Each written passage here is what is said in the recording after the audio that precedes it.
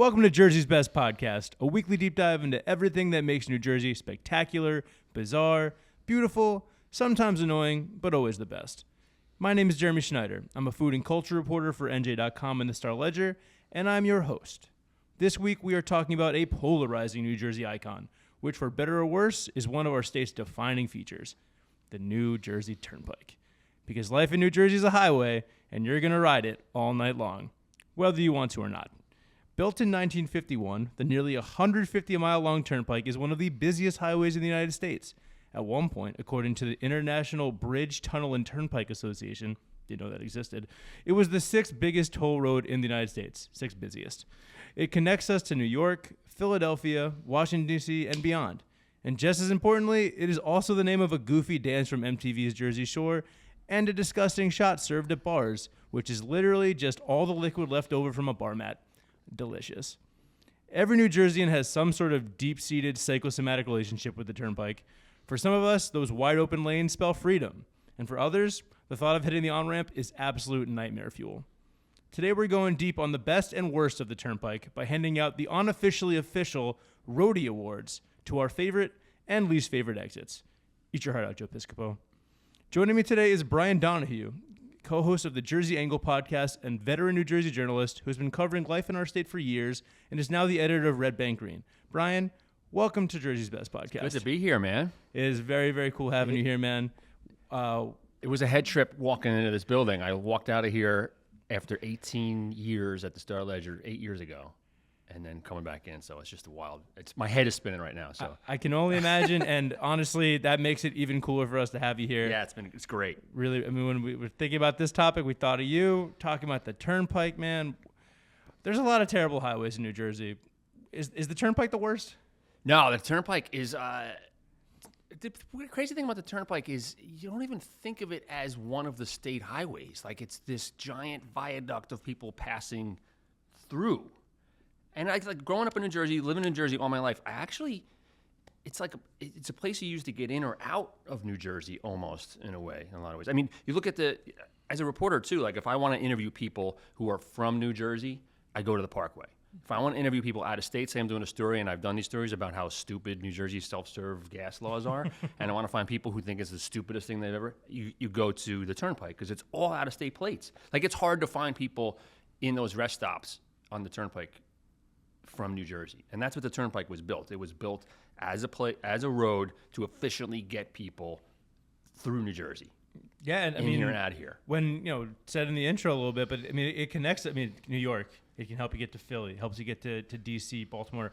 Growing up in Montclair, I didn't really hit the Turnpike very often. I was a Parkway kid, but then I went to college at the University of Maryland, and the Turnpike became, a lifeline for me. I spent so much time riding on it, and I think the defining thing for me is just how spaced out the exits are, and what absolute chaos that can create. Because on the Parkway, traffic happens, crazy stuff happens, but there's always an exit to get off. You miss an exit, you are right.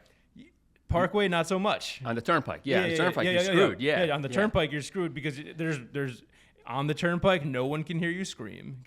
But that same thing, I grew up in Union County, and if you asked me what my exit was, I would say 139 because I was a Parkway kid. Like you take the Parkway, and even in to get into New York, it was 22 to 19 Pulaski Skyway, maybe Holland Tunnel. Like you took 19, you didn't take the Turnpike for that.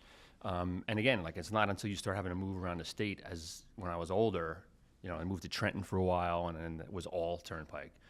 For that. I live in Jersey City, and to get to work, I take the Turnpike. To get to the Parkway, I'm taking the Turnpike. Oh wow, yeah. And I have a complicated relationship with it because when the Turnpike's fine, it's fine. We're going to talk about this a little later, but the down south when there's less traffic and it's kind of idyllic and you're not looking at refineries and stuff, you can cruise. It's great, but man, you have one bad exit on the Turnpike, and that it can ruin your day. I specifically remember one time I was an intern for the Trentonian, and I was covering Little League baseball, and it was a Saturday, and there must have been some sort of massive exit, and they had a massive accident, and they had to get us all off the road, and there's no good way to get a slammed turnpike like empty when you're like between exits because there's nowhere for you all to go. And it's just the slow like death march to like getting off and I was late to the game. I probably missed a kid hitting a walk-off home run or something, and I had like anytime I hit traffic on the turnpike that I just go back. I'm like, oh no, I'm gonna be stuck here, and there's no kids. Like, where do you go? And if you break down on the turnpike, where do you go? 'Cause, I mean, like, you got to stay by your car. There's strict rules. You know, you got to wait for the tow truck, the turnpike authority official tow truck. You can't be calling your own AAA. You got to go with them. But this is all by design, right? So the limited number of egress and access, the limited number of exits. It is a road built with ruthless efficiency in mind. It was to get people in and out. It was built in an era when they were building these roads like the Parkway, where you'd see these pictures of people pulling over and taking pictures on the side of the road, and they were grassy, and it was like, having picnic areas and scenic areas. There was none of that. None of that. It was like, get people through. Taking pictures is illegal on the turnpike. I did not know that. Yeah, you cannot take pictures on the turnpike unless you have the authorization of the New Jersey Turnpike Authority. You will, and it's built that way. The limited access, it was for a long time. It was the safest road in America. You are never merging on the turnpike into the fast lane. Right? So all of the rest areas are built, so each northbound and southbound have their own. So when you come out of them, you're only merging into the slow lane. You have none of that, like, coming out of the Mama service area on the Parkway and you're trying to merge into the left lane. It's harrowing. That doesn't happen on the turnpike. So it's the safest road. It was built. The bridges over the Passaic and Hackensack River are incredible structures. But you don't know even though you're on a bridge, because they didn't fancy it up like the George Washington Bridge or these beautiful bridges around the world. Like, those are massive bridges. They could have made them fancy. It was like, no, we don't even want people to know they're on a bridge. Get them through, get them fast, don't have them looking at anything. Get them out of here. Very utilitarian. It's very utilitarian. It's very Jersey in that way. It doesn't have to be pretty. It has to work. If the brutalist built a highway, it would be the New Jersey Turnpike. Yeah, so I love it. I love it in that respect. Do we think it's as significant culturally as, the Parkway is the Parkway, but the Turnpike, and it's like I was doing a little research for this. It's been referenced as far back as, Chuck Berry's song in the 50s he referenced this. It's been been multiple Springsteen songs. That's, I guess, not surprising at all. It was my favorite band, Thursday, wrote a song not that long about it called Turnpike Divides. But it's in pop culture, but it's also, not necessarily as ingrained as the Parkway, in my opinion. What do you think? Not ingrained in New Jersey culture for New Jerseyans, but it's the image that the Turnpike is the image that the world has of New Jersey. I agree. Because they land in Philadelphia, they land in New York, they're passing through, they're going from Washington to Boston, and this is what they see. And they ran the Turnpike not through the most beautiful areas of the state, which that was an option. There was an option to swing it west. There were options when they sent it right up the most, the dirtiest Jersey corridor they possibly could, right through. And then that's the image that the world saw of New Jersey. And that it has a lot to do with, the Turnpike has so much to do with the image that the world has of New Jersey, because that's what people see. Absolutely. And this has come up in previous podcasts, will come up in other podcasts. And then by design, that image that the world has of New Jersey has given us the chip that we have on our shoulder. Yes. So the Turnpike has, in essence, kind of made us a little bit of who we are, because it's the image that the world sees of us, and then our reaction to that image makes us more and more pissed off and more of a chip on our shoulder and more awesome. So much of the New Jersey mentality is built on how people see us, and I think that you hit the nail on the head with that one. It's a very New Jersey highway in that it's not pretty, but it gets it done.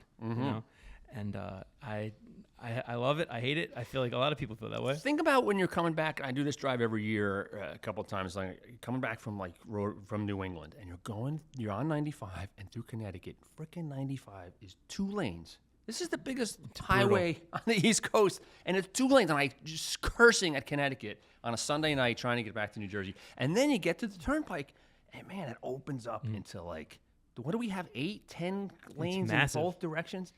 It's glorious when you hit it, because it's a well-designed roadway. We like to curse it. We like to talk bad about it. There's this guy on YouTube, Mileage Mike. He's a truck driver, and he goes around the country reviewing roads. And this is his video: why the New Jersey Turnpike is genius and other states should copy it. He calls it the best designed highway in America. This video has 400,000 views. This is a guy who's a truck driver. Must know a thing or two about highways. It's a great video. Anyway, it's worth checking out. I gotta check that out. I love to hear the New Jersey Turnpike getting respect from someone, an expert in the field or on the road. as it may be. But we're gonna break down some awards now. We've selected a few categories, got some goofy names, but our favorites, our least favorites, get some superlatives. These are the official, unofficial, however you want to put it, the Roadies Turnpike Edition. And the first award will go to, it's the Bane I'm Necessary Evil award for exit you know is terrible, but you still use it anyway. And that Bane impression was not, I can do better. I'm necessary evil. You merely adopted the highway. I was born on it, molded by it. For me, the Bane Necessary Evil award goes to Exit 14 because that's what I take to get home, man. I live in Jersey City, and I have to take Exit 14 anytime I'm on the Turnpike.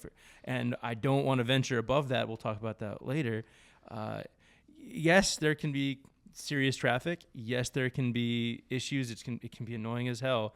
There are some times where I've turned off onto Exit 14 and immediately regretted the decision because screw it, I'll take my chances up north. But I do it. I take it to get home and get onto that bridge to get back to Jersey City on the 70 extension, and it's kind of rolling the dice. But I love it, hate it, need it. There's a spot right at 14 where I still drive by, and all I can think of is 9/11. Because on 9/11, I was trying to get to Newark, to the old Star Ledger building. And then, when the building started, when the attack first happened, my first thought was I got to get into the city to cover it.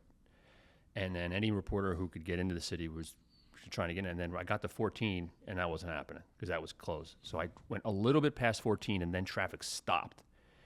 Pulled over to the side of the road and was standing there at the guardrail, standing next to somebody, and looking at that view of the towers and saw the first tower fall. Really? And it's just so standing on the side of the turnpike at that spot. And then I just turned to the guy next to me. I was like, how many people just died? I mean, it's amazing only 3,000 people died that day. Because at that moment, we're thinking, 40,000 people just died? Did I just watch, So I still can't drive by that spot without that. Didn't mean to bring that onto that tangent. That's the memories that we have of when we're driving on these roads, and you've been here all your life. You have spots that you pass of something that you remember. Absolutely. And I mean, that's funny because I was looking up all the pop culture stuff with the Turnpike, and Men in Black, fantastic movie with Will Smith, and there's a scene on the Turnpike, and they're at the Turnpike extension, and I think an alien has a baby or something, and Will Smith is getting thrown around by the alien, and you can see the World Trade Center right in the background. And, every time you see the World Trade Center in a movie these days, it's just such a reminder. So I'll give you mine now. We'll get off that heavy topic. So when you sent me this last night, so you're saying necessary evil exit? Because when you sent it to me last night, it was like, what's the one? How did you phrase it? How did I phrase it? You phrased it a little differently, so I might have answered this a little differently. But you said, what's the one that you hate but you use it anyway? Yeah, that's all right. That's what I'm going for. Okay, so the one that I hate, and I know the one that you know is awful, but you use anyway. That's how you phrase it. All right, so that was so what I came up with is, and I can't believe I use it, 15X. 15X. I can't either. There's nothing there but the train station, the Secaucus transfer train station. And the reason I use 15X is because I live in Monmouth County. New Jersey Transit has become so bad and so freaking unreliable that if I got to get in the city, the best option has become driving up Parkway, Turnpike, park at 15X, and then there's trains because every New Jersey Transit line funnels through there. There's usually trains every 15 minutes. Mm-hmm. Whereas North Jersey Coastline, it's once an hour, and then you're going home. Say you go see a Knicks game, and it's midnight or whatever. So you can quickly get out and in and out, and it's become like really talking about utilitarian. Like that exit is handy, man, because you got parking lots right there. The parking isn't too expensive, and 15X, man. I never thought when they built it, I was like, what's going on? And it opened in 2005, right? Yeah. I love the idea that this exit didn't exist when I was 14, but when I was 15, boom, a new exit is born. And they gave it that edgy X gonna give it to you on the Turnpike, and it's gonna take you to Secaucus, baby. Ain't nothing like it. But look, there's like I'm a public policy wonk, so it's like I would not have to be doing this if Chris Christie hadn't canceled the ARC tunnel. Yeah. There would have been another transit tunnel under the Hudson, opened in 2018, cutting the train ride from Red Bank to New York would have been down to like 50 minutes from an hour and 20. That's the which first. Is huge. So anyway, That's the first Chris Christie reference I can imagine. Yeah, so I think of you this know, podcast won't be the last. Chris Christie has forced me into using interchange 15X. You should probably bill him for your Easy Pass. Then. I think that would be fair. The next award, the Christina Aguilera "You're Beautiful No Matter What They Say" award. Bobby told me I had to sing it, or he wouldn't give me a job anymore. The award for ugliest exit, and Brian, we were in agreement on this one. This was not hard. Exit 13. When we talk about what when the world sees New Jersey and they think we're the armpit of America, we're not.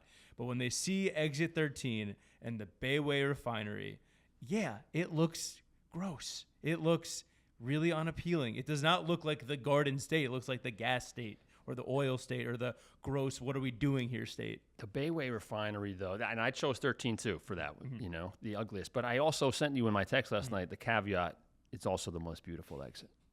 Because there is such a dark, stark beauty about that, like just endless series of pipes. Like it's just it's wild. So my buddy Joe, when I was just surfing with the other day, he and I went to high school together.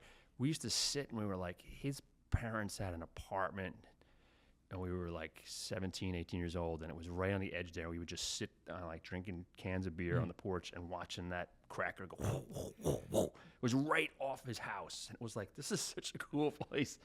Anytime you drive by that, I feel like I'm in Mad Max Fury Road. It's I mean, especially like around the holidays when they put the lights up and stuff on the towers. One of the great honors of my life a couple years ago, I was doing a story about that Christmas display. When they string the lights up on it's called a cracker. It's like one of these stacks that flames shoot out the top of. So I was doing a story on that, and I was going in there to shoot video, and they took me in there in hard hats, and then it was the annual lighting. They light it the same day as the Rockefeller Center Christmas trees. Eat your heart out, New York. This is better. This is New Jersey Christmas tree. And then I'm filming it. I'm like, all right, you guys gonna flip the switch? And they're like, do you want to do it? Oh man! And I was like, my God. Yeah, talk about a Christmas miracle. It was a huge honor. And I was like, unbelievable. I got to flip that thing for the first time to start the Christmas season. Seriously, I have kind of goosebumps just telling that story. You were New Jersey awesome. Santa Claus. That is, man. Look, it's ugly. It's ugly. And it's labyrinthian and kind of dystopian and it's brutal. It's kind of fitting that it would be a very utilitarian highway next to a very look. We need the refinery. We need the oil. Dude, you want to use fossil fuels? This is what it looks like, America. Here it is. We're not hiding anything here. That's what it's all about. It was in the intro of The Sopranos for a reason. Now I gotta say, Exit 13 also takes you to Santillo's and to Cosmos and Elizabeth, which are two very beautiful things. How's Santillo's doing? They had a fire, right? They had a fire. They're in the process of rebuilding. It's going to happen. Al Santillo's blowing my phone up all the time. It's going to be bigger and better than ever. And the best pizza in New Jersey, or among the best pizza in New Jersey, will be fired up once again. I chose that, and I had to do a list once of the most beautiful place in every county in New Jersey, and I chose Santillo's Oven. As the most beautiful spot. I wrote 1,000 words on that thing, man. It is like, and I mean, the only thing that Al loves more than pizza is that oven. That oven is, but I mean, if you take Exit 13, you're not going west or going to Jersey. It takes you to Staten Island. Is that correct? Okay, that's ugly. Sorry. I mean, if the only thing uglier than the refinery is just Staten Island, sorry, Staten Island. And so if that doesn't add to the Christina Aguilera, "You're beautiful no matter what they say"-ness of Exit 13, I don't know what Exit 13 was also the name of my column in my college newspaper my senior year. I love that. That's the exit I grew up off. It's a good name. Yeah. Right. Next award, the Ride or Die Award. The exit you roll with and defend till your dying day. I'm going to let you go first on this one. I can't remember what I put for this exit one. 15E. The one that I will defend. Yeah. Why did I can't even remember why I just did this last night, and I can't remember what my reasoning was. Well, want me to go ahead? Yeah, you go. And then so my Ride or Die Award goes to Exit 11. Took it to get here today. It connects the Parkway, the Turnpike with the Parkway and Route 9. Takes you to the shore. Takes you just about anywhere. It's smack dab in the middle of Central Jersey, which yes exists. And I have good feelings anytime. It's like the nexus of New Jersey. You can get pretty much anywhere in the state, starting with Exit 11. And I remember when I interned at the Trentonian, bringing this up again, I would take the Turnpike and then exit 11 and to get on the Parkway to go home. And now it's vice versa because I live in Jersey City. I need the Turnpike to get home. So I love this. I love this exit. It's essential to my life as well. I haven't had many bad experiences here. Occasionally, I've made the wrong choice about going to the truck lane or the non-truck lane, but that's just life in Jersey. So exit 11, ride or die, baby. 15E is the GW bridge, right? It's one of the several exits you can get to the GW. Yes. So I think that's why I put it there. And it's just so necessary. Yeah. Going to New England, you always face this issue when I'm going up to New England. You're coming up like the Parkway, and it's like, all right, do I go George Washington? I do this drive every year up to Rhode Island, and I'm trying to beat New York rush hour. It's like 4:30, 5 o'clock in the morning, and it's like, do I go up the Parkway and go over the Tappan Zee, or do I roll the dice? Because it is actually a little shorter to go up the GW, go that way. So that's like a roll of the dice I do every year. And I'm also, where I go every year on a surf trip, you have to take a ferry. So I have to get there. It's like a race against time. Like I have to get through around New York City traffic before it starts rush hour. And it's a nail biting drive every year. And then, you're one, jackknife tractor trailer away from missing that ferry, and your whole trip is screwed. Dude, that sounds stressful. But you also have, you go through like Fort Lee, right? That takes you all through. There's a lot. You asked me this. We're getting ahead of the questions, but the best food. So you're starting to think about food on that Fort exit. Lee, man. Yeah. No, a lot of good food. George Washington Bridge. I have a good feeling associated with that exit because if I'm going on the George Washington Bridge, I'm probably going someplace cool. Yeah. I'm probably going to a game somewhere, or I'm headed up to New England or on vacation. So it's like positive association, and also nervous that you are going to get completely screwed. Yeah, when I think that exit, I think going to Yankee games, and so very positive for sure. And it can be. That when things get gunked up in Fort Lee, when it's time for some traffic problems in Fort Lee, the traffic problems are bad. Oh, there's your second Chris Christie There we reference. go. We're rolling now. No, it's essential, and you got to take it, right? So ride or die indeed. The next award, the Don Draper I Don't Think About You at All award, which goes to the exit you completely forget about. And I was a little embarrassed to admit this, but there's more than one exit. There is. Yeah, I had a few of those. For me, I got to give it to exit 3, an exit that I don't know if I've ever taken it. And I know it connects to Route 168 and to the AC Expressway. You can take exit 3 to Camden. I must say that this, if we talk about the southern section of the Turnpike, it's definitely a different vibe than the northern section. It's not the refineries. It's not quite as populated and built up, and I enjoy the change of pace. I feel like I'm kind of rolling through the country, and even though I'm just in South Jersey. But exit 3, I don't think about you at all. I'm sorry. No disrespect. I know there's cool stuff. I know Camden's awesome. I know people love Atlantic City for some reason. But I exit 3, I completely I couldn't point out on a map. Wait, did I mess up 15E? Wait, you might have. It's not the George Washington Bridge. No, is it 15E? All right, so now I'm looking at what I sent you last night.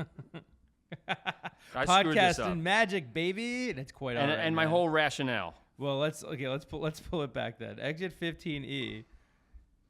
That's 1 and 9 south. 1 and 9 south. All right, for Jersey City. All right, so let me just. I'm gonna rewind. Can I rewind? Yeah, absolutely. We'll figure it out. Sorry about this. Fix it in post. Sorry about this detour. Can we fix it in post? It's fitting we have a detour for this podcast, is it not? It's the Jersey Turnpike.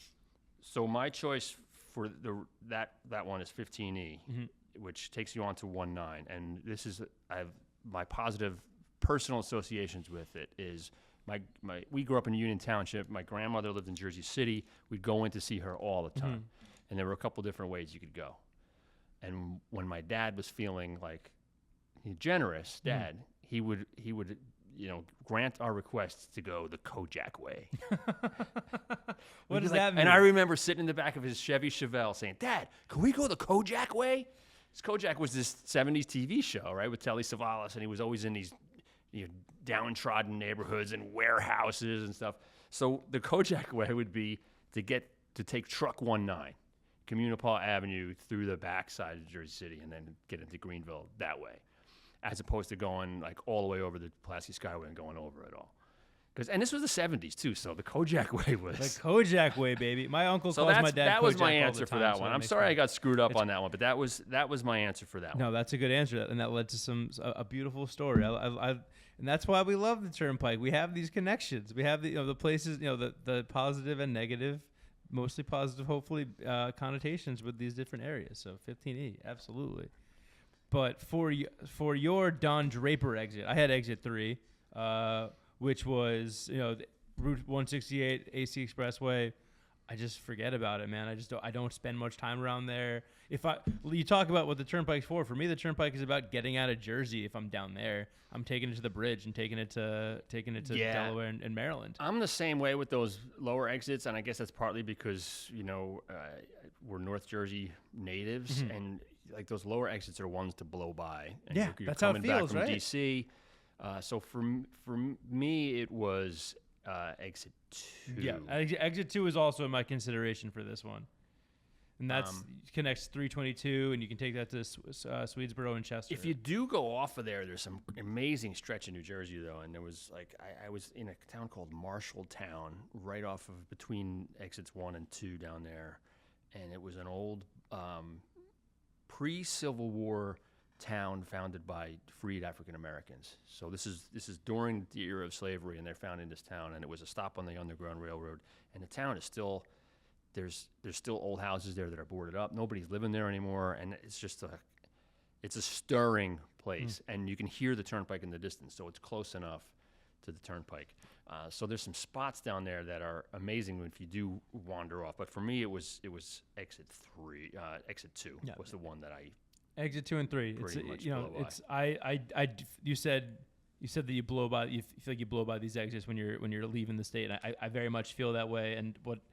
For me in exit 3, one of my most vivid Turnpike memories, I was coming back from college late one night. I was trying to get back to Montclair, and I really had to go to the bathroom really bad. And you know how it is when you're on the Turnpike and you're at the exit, you're like, oh, I can make it. I don't need I can go to the next one. And then you halfway through, you're like, oh wait, no, I can't make it. And I probably went like 90 getting onto exit 3, about to pee my pants, trying to get to the Wendy's, and I ran in. I was like, I'll buy something later. I just got it. And I ran in, and Wendy's off the exit 3. I think it was in Shawnee. You saved my life, and a expensive cleaning bill for my car. So thank you very much. And the fries were pretty delicious.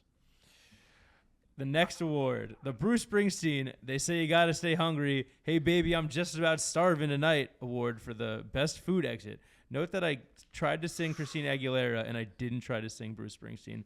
Which one is more in my register? Alas, best food exit.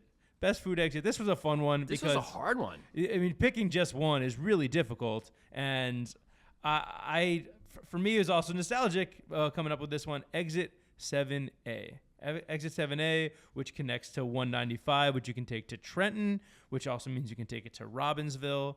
And that's Papa's Tomato Pies and DiLorenzo's Tomato Pies, which is just one of the great, encapsulations of New Jersey cuisine and culture in one little town. The fact that, pizzas in this style that you can't find.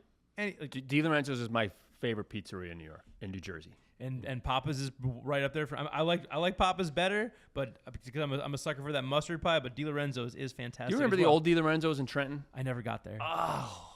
I lived in Trenton when it was still going. No bathroom, just the old black phone right and a line outside. The place was incredible. Yeah, pizza's amazing. It's so cool going, and you take a trip down there, and you could flip a coin. I'm either going to Papa's or DiLorenzo's, and either way, I'm getting one of the best pizzas in the world. Yeah. And I sucker for that mustard pie at Papa's, and I used to have to take exit 7A to get to. I used to cover the NJSIA when I was a high school sports reporter, and I did not like covering these meetings. They're boring. They were 9 a.m. But I always knew right after that meeting, I got to go to either Papa's or DiLorenzo's, and this is just the mind of a 23-year-old sports reporter. There was Wawa, and there was also Cracker Barrel, and there was Chick-fil-A. And this was before Wawa and Chick-fil-A was all over the state. So I remember very specifically leaving one of those meetings and going to get a gobbler at Wawa and just being like, this is the life. This is this is why I live in New Jersey, so I can go have this delicious Thanksgiving sandwich from a gas station. I have a lot of good memories of 7A because, I lived in Trenton for a while. Now I live in Monmouth County. So if you're coming up from the south, that's your exit. You're getting close to home. You're banging off onto 195 there and headed to the shore. My first Star Ledger A1 front page story was at 7A, and it was a crazy scene. It was in 1998, April 1998, 2 state troopers, Hogan and Kenna, shot by four kids who were on their way to a basketball tryout in North Carolina. And this sparked this whole entire really reckoning among the New Jersey State Police, where reporting after a lot of reporting after that revealed that yes, what we have been seeing on the side of the road and all these years is actually borne out in the data and the traffic stop data showing that state troopers were targeting minorities. It led to Christopher Whitman it was the first major law enforcement organization in the country to say, yes, this is happening. We were engaged in racial profiling. But what happened was I had to cover the forensic reenactment of the shooting taking place overnight on the Turnpike, right at 7A. And I was perched all night with a pair of binoculars on an overpass as the forensic detective from the O.J. Simpson trial, I forget the guy's name, they had everything. They had the van out on the road. They had dummies in the van, and they had these rods going through the dummies to show the paths to the bullets, and it was all lit up, and I'm watching this thing through binoculars all night long, 3 o'clock, 4 o'clock in the morning.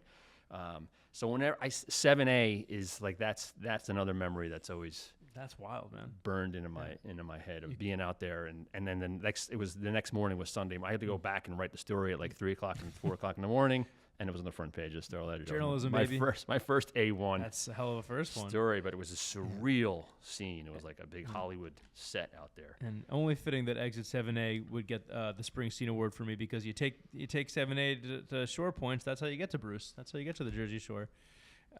You also have an award to give out here for your Bruce Springsteen Award. I believe you had Exit 11. Yeah, this is for food options, yeah, right? Yes. So I put 10 or 11, which to me, I said in my text to you, they're kind of the same thing. So I worked at Raritan Center for a couple of years at News 12. The offices are in Raritan Center. And like when I was coming from various parts of the state, I never quite knew, should I get off 10 or 11? And if you look at a map, it's like the spaghetti bowl in that area of New Jersey is so huge that it kind of encompasses 10 and 11. Like, you can kind of get on at 10 and go, or you can go a little bit up 440 and get on at 11. Like, to me, it's all one mess. Yeah. And Turnpike and food is a tough one, because when I think of great roads in New Jersey and food, I don't think of the highways at all, right? I think of Ferry Street in Brooklyn. I think of South Main Street in Patterson. I think of Oak Tree Road in Edison. Yeah. Little neyborhood places, roads, But Oak Tree Road is probably the reason why I chose this exit, because I love Indian food. Oak Tree Road in Edison, that's the heart of the South Asian community in Island and Edison, Woodbridge and Edison, and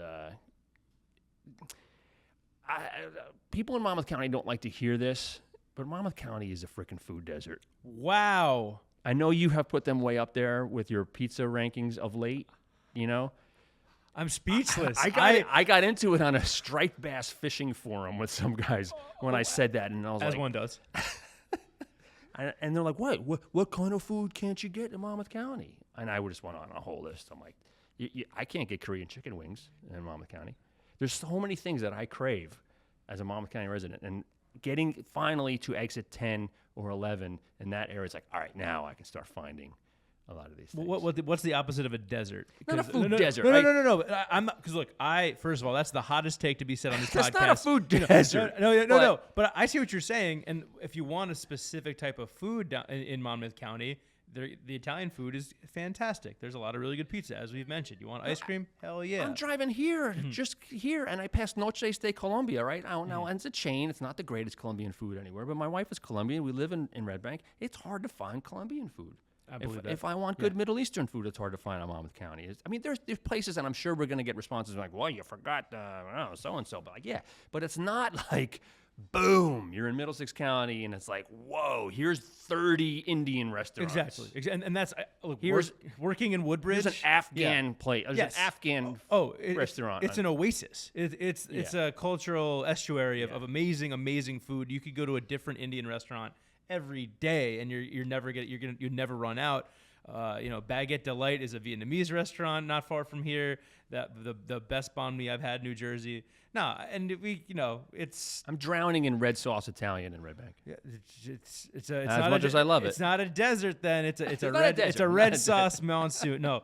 Wow. I did not I thought this was going to go one way it went another. No. So you hit 10 or 11 and it's like, oh, okay. Now we got some options. Now feeling good. I'm so used to giving the food hot takes. Having someone else take that off my plate, no pun intended. Really, man, you just made my day. That was awesome. I cannot wait to hear the responses to that one. I just gave my identity away to those guys on the striped bass fishing forum. I know who he is. How'd you guys get talking about food in a fish Everything forum? comes up, when the fish are not biting on the striped bass fishing forums in the New Jersey fishing websites. They're not biting. You're not biting in Monmouth County because it's a food desert. Brian Donohue said it first. Jeremy Schneider laughed, kind of confirmed. Next, that'll be a whole other podcast. New Jersey's best food deserts. The last award, the Elephant Graveyard Award for the exit you avoid at all costs. That is a reference to the Lion King. You do not go to the Elephant Graveyard. It is forbidden. For me, exit 15W. Man, this is why I put up with exit 14 to get home, because exit 15W, I mean, that whole stretch of the turnpike is an absolute nightmare. It's a tangled, spiraling mess. You talk about spaghetti bowl. It's disgusting spaghetti. It's traffic spaghetti, and I don't want to eat it at all. It's right by it's 280. Yeah, and 280. It's one exit past the Kojak Way. You can't even get to the Kojak Way in 15W. You're past it. It's a nightmare. It's always backed up. I every time I try to take that exit, I'm immediately stopped to think, why did I do this? Well, I rethink my life choices. Right when you get around Kearney in there, the trucks are merging and it's a mess. That's why I always take exit 14. I avoid this like the plague. It is the Elephant Graveyard of exits for me. What about you? What are your thoughts on that exit? I just don't use that exit very often. Would I use that exit? Would you use 15? You would not use it to get to, the Meadowlands is farther up. Yeah, that's further up. I can't really think of why I would use that exit unless I was going to Kearney. Yeah, and and there's better ways to get to Kearney. I've done it. Sometimes you gotta, I guess. I would get off south and then go into Kearney different ways than that. Yeah, so avoid it at all costs, people. It's my least favorite stretch of the turnpike. I've never had really good experiences there. But your Elephant Graveyard exit. I put 18 for that one. And I went down on a detour mixing up some of these exits earlier in the conversation, but 18 is the one that I will look at ways and find any way around to get out. And why is that? It's just traffic. It's right. And so it's George Washington Bridge, and we're trying to but I do have positive associations with it. If you're taking the GW Bridge, I'm probably going somewhere fun because generally I'll be headed to a game or I'm headed to New England. But I do like the Tappan Zee, and it will always be the Tappan Zee, not the Mario Cuomo Bridge. I know we're outside of New Jersey now. We're getting New York politics on the Jersey podcast. Wow. No one bring up Adams. Well, you can make the same thing. Garden State Arts Center, Cheesequake Rest Stop, Cheesequake, Tappan Zee. I'm like, you get to a certain age and you start just using the old names for things. My grandmother used to call the PATH train the tubes. Was that an official name, or I think it was when it was first built? It was just the tubes.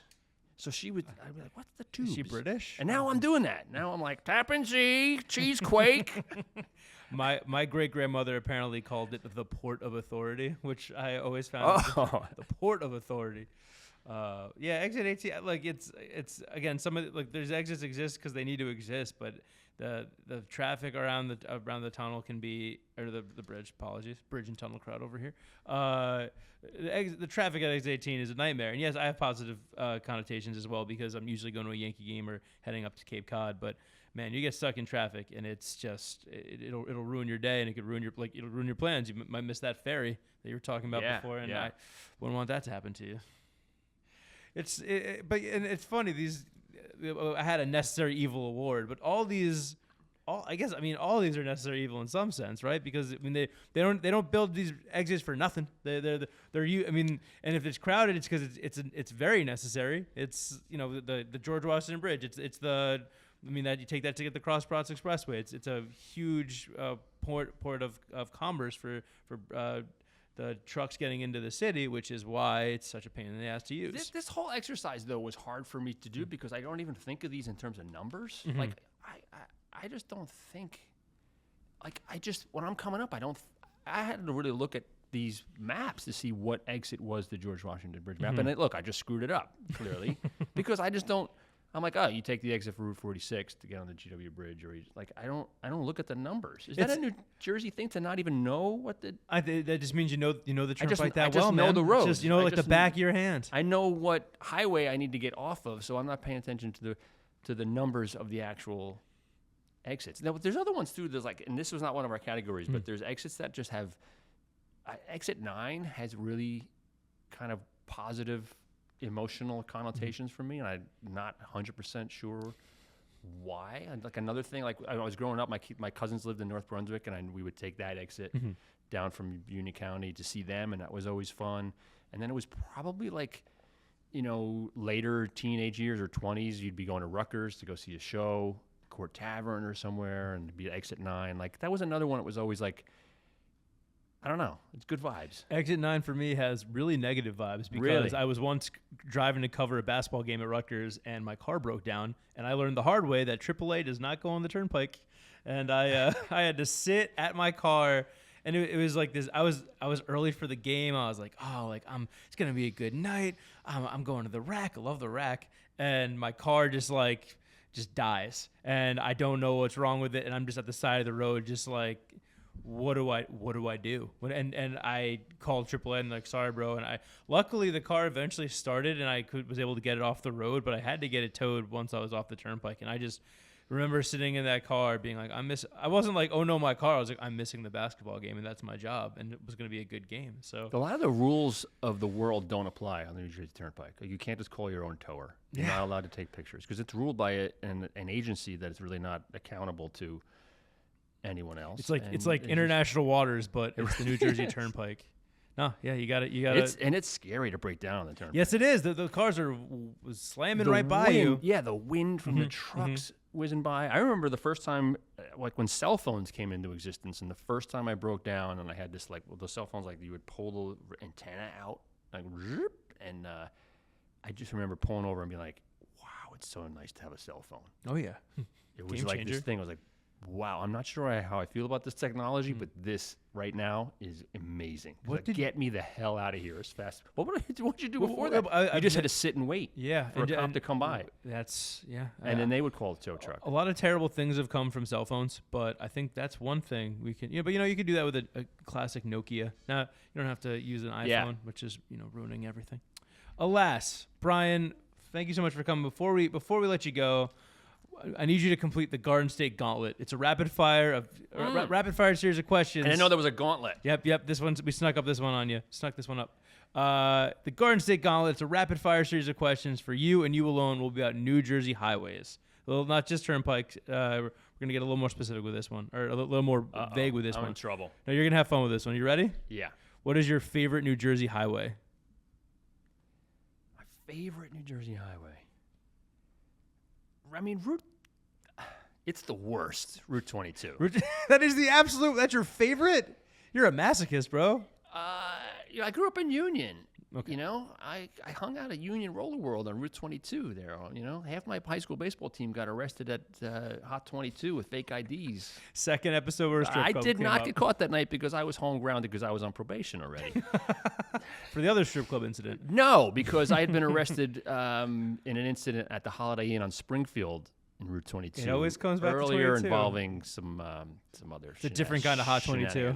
So a lot of my life played out on that miserable highway. The Parkway is my favorite. I mean, the Parkway is, especially growing up in Union County, it's the route to the shore, and crossing over that Raritan, the Driscoll Bridge, the first smell of the salt marshes, That's the quintessential New Jersey highway. magical. Yeah. But favorite isn't best. If 22 is your favorite, Route 36, I can't choose one. Route Well, 36. You know what, we're going the with 22. the Stripers and Stripper Highway, I call it, Route 36. All bait shops and go-go bars. Strip clubs and fishing. What is your least favorite New Jersey highway? Route 22. Good answer. Right? They can be both. Absolutely. It can be, two things can be true at once. What is the craziest thing you've ever seen on a New Jersey highway?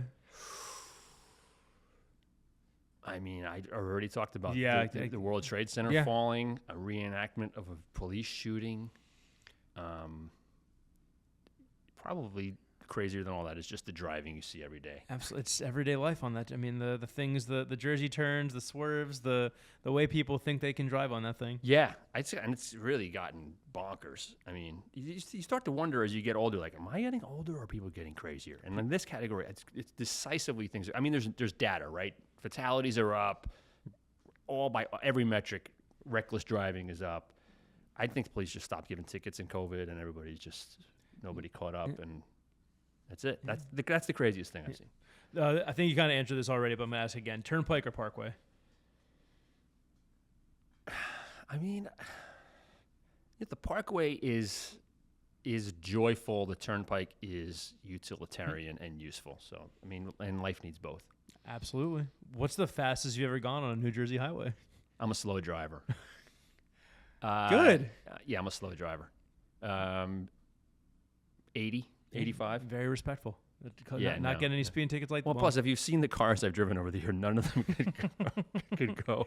I mean, I pulled up here in a Ford Transit van that, just had the transmission rebuilt at 35,000 miles. Not well built. I'm not pushing that thing. Smart. Last question. What state has the worst drivers? Everyone says like Pennsylvania drivers on the Turnpike or New York drivers or maybe Jersey. Who knows? I don't think anybody drives as bad as things I've seen overseas. I'm not going to name countries. Well, they're not watching. It's okay. Maybe they are. What up, France? I don't know what state has the worst drivers. I'd say New York. I agree. Anytime I'm in Jersey City and someone's driving way too slow, it's not or too fast. Or too fast. People don't know how to drive. It's nuts. New York drivers, you're the worst. Monmouth County, you're a food desert. Turnpike, you're important, but we love and hate you. That's a wrap on this very, very special edition of Jersey's Best Podcast.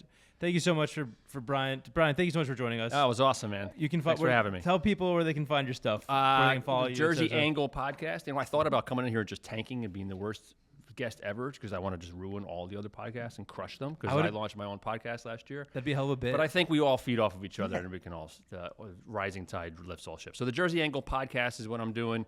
I'm also editor of Red Bank Green, which we just cover Red Bank. So if you're outside of Red Bank, probably not, but we've been going strong for 16 years, keeping local news alive in my town. And I'm so lucky to be there.